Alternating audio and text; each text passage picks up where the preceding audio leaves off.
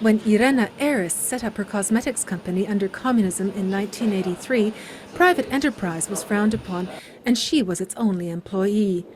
Today, as Poland marks a quarter century since its first free elections, Eris is exporting her high-end brand to 40 countries worldwide and employs 800 people. She insists none of this would be possible if not for the June 1989 elections.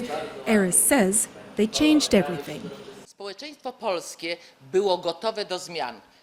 Polish society was ready for change. We all voted.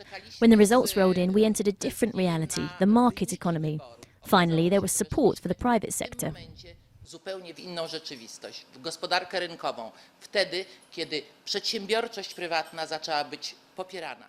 But the end of communism brought instant bankruptcy. The new leaders responded with so-called shock therapy reforms that ushered in growth by 1992, and that has lasted ever since. Over the last quarter century, Poland's GDP has more than doubled, while exports have multiplied 15-fold. The Solaris bus maker is another Polish success story. Built from scratch in 1996, its buses ply the streets of 600 cities around the globe, including Berlin, Paris, Rome, and even Dubai.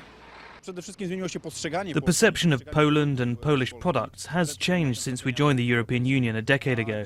Now, on the open European market, Polish products are treated just like the ones from other EU countries. But recent civil unrest in neighboring Ukraine has reminded Poles their freedom is fragile. Over the last millennium, Poland was carved up by its neighbors several times. It celebrated freedom in 1918 at the end of World War I, only to be invaded by Nazi Germany and the Soviet Union just 20 years later. Today we're in a much better geopolitical situation than in 1918. We're part of the European Union and NATO. It's a huge boost to our sense of security.